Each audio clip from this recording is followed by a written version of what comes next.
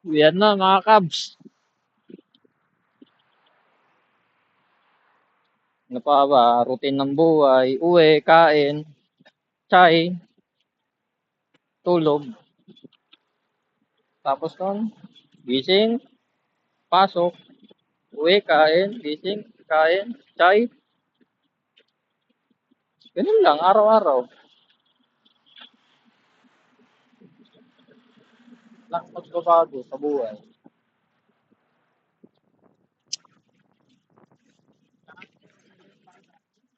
Hmm.